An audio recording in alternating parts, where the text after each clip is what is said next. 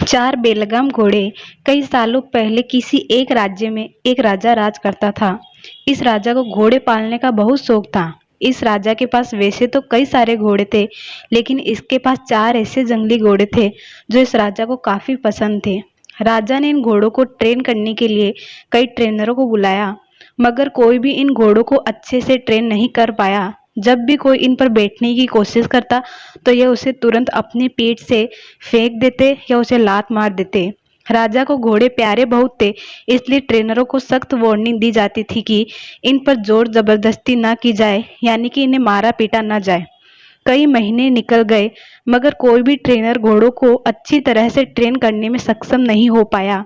तब राजा ने अपने राज्य में ढिंढोरा पिटवाया कि जो भी व्यक्ति इन घोड़ों को अच्छे से ट्रेन कर देगा, उसे बहुत बड़ा इनाम दिया जाएगा। कुछ दिनों बाद एक युवा ट्रेनर राजा के पास आया। राजा ने अपनी शर्त की घोड़ों की ट्रेनिंग बिना मारपीट होनी चाहिए, ऐसा उस युवा को बताई। युवा ने राजा की शर्त मान ली और अपनी तरफ से भी राजा के सामने दो शर्तें रख दी।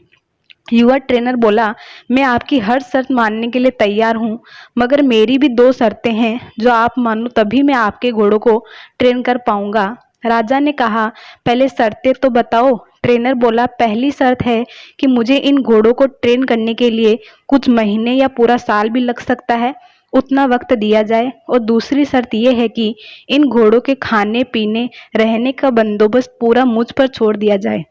राजा के पास कोई और विकल्प था ही नहीं। कोई भी ट्रेनर आज तक घोड़ों को ट्रेन करने में सफल नहीं हो पाया था, और अब तो नए ट्रेनर्स भी आने बंद हो गए थे।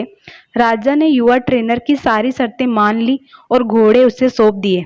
युवा ट्रेनर अगले दिन से ही एक बड़े से बाड़े में इन घोड़ों को लेकर गया और वहां सबको खुला छोड़ दिया। ट्रेनर बाड़े के किनारे किनारे पर दौड़ने लगा। फिर दौड़ते दौड़ते थकने के बाद यह युवा ट्रेनर वहीं बाड़े में लेट गया। वहां से उठने के बाद उसने खुद ही घोड़ों को चारा खिलाया और पानी पिलाया। इन सब प्रक्रिया के दौरान उसने घोड़ों को नहीं बांधा था। अगले दिन भी ट्रेनर ने वही सारा काम दोहराया जो उसने पहले दिन किया था। यह काम उसका नित्यक्रम बन गया। वह घोड़ों को बाड़े में खुला छोड़ देता, उन्हें घास चारा खिलाता और बाड़े के किनारे किनारे दौड़ता रहता। धीरे धीरे चारों घोड़े भी उस ट्रेनर के पीछे पीछे दौड़ना शुरू कर दिए। घोड़ों को लगने लगा कि ट्रेनर उनका दोस्त है और उनसे प्यार करता है। सारे घोड़े ट्रेनर के साथ बहुत ही सहज महसूस करने लगे। कुछ महीने बीतने के बाद एक दिन राजा अपने घोड़ों की खबर लेने के लिए और ये देखने के लिए कि ट्रेनिंग कैसी चल रही है, बाड़े में आया। राजा ये देखकर खुश हो गया कि सारे घोड़े ट्रेनर के पीछे पीछे दौड़ रहे थे।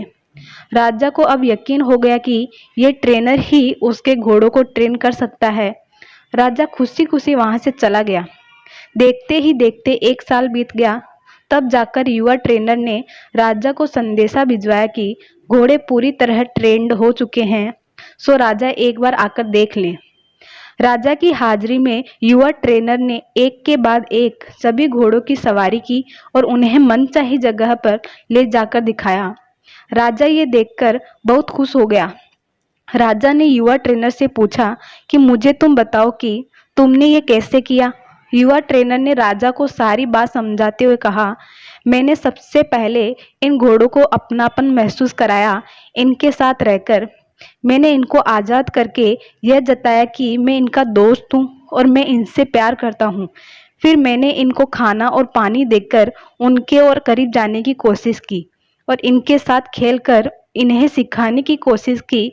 इस तरह धीरे धीरे ये मुझे अपने करीब आने देने लगे, अपनी पीठ पर बैठने देते। और फिर एक दिन ऐसा भी आया जब मुझे ये पीठ पर बैठाकर दौड़ने लगे।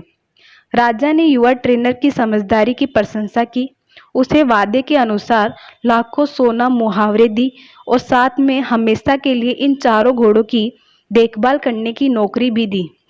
दोस्तों, कहानी तो बहुत ही मजेदार और रोचक है ही, मगर इसका जो सारांश है बहुत ही गहरा है। अगर मनुष्य के जीवन के साथ इन चार घोड़ों की तुलना की जाए तो ये चार घोड़े होंगे चिंता, गुस्सा, घमंड और लालच। और मनुष्य की बुद्धि को हम युवा ट्रेनर की तरह देख सकते हैं। जिस तरह से युवा ट्रेनर में समय लेकर और समझदारी से धीरे धीरे चारों बदमाश घोड़ों पर काबू पाया, उसी तरह कोई भी मनुष्य अपने जीवन के सबसे बदमाश घोड़े यानी कि चिंता, क्रोध, घमंड और लालच पर काबू पा सकता है। पहला अप्रशिक्षित घोड़ा जो कि चिंता है, हमारी बुद्धि को यह समझना होगा कि चिंता बुरी होती है और चिंतन फायदेमंद होता है। चिंता किसी भी समस्या का हल नहीं होता, हाँ चिंतन से हमें नए रास्ते जरूर दिखाई देते हैं। दूसरा उद्वंद घोड़ा है क्रोध। दोस्तों, कभी कभी जीवन में क्रोध करना आवश्यक होता है। कभी कभी ऐसी परिस्थितियां आती है जब आपका हक कोई मार रहा हो या बेवजह आप पर जुल्म कर रहा हो, तब क्रोध करना कोई बुरी बात नहीं है। मगर क्रोध कब करना है, कैसे करना है, कितना करना है, किस पर करना है, इन सब की लगाम अपने हाथों में रखना बहुत जरूरी है। तीसरा उद्वंद घोड़ा है लालच। लालच ज्ञान पाने की हो तो अच्छी है, लालच अज्ञानता की हो तो बुरी है। लालच धन मेहनत से प्राप्त करने की हो तो अच्छी, लालच बिना मेहनत के गलत तरीके से धन प्राप्त करने की हो तो बुरी। चौथा और आखिरी उद्वंद घोड़ा है घमंड।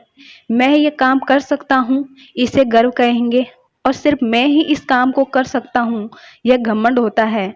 बस यही सारे फर्क बुद्धि रूपी ट्रेनर से इन उद्वंद घोड़ों को समझाना होगा, फिर आपके ये चारों बदमाश घोड़े भी देख के कैसे कंट्रोल में आते हैं।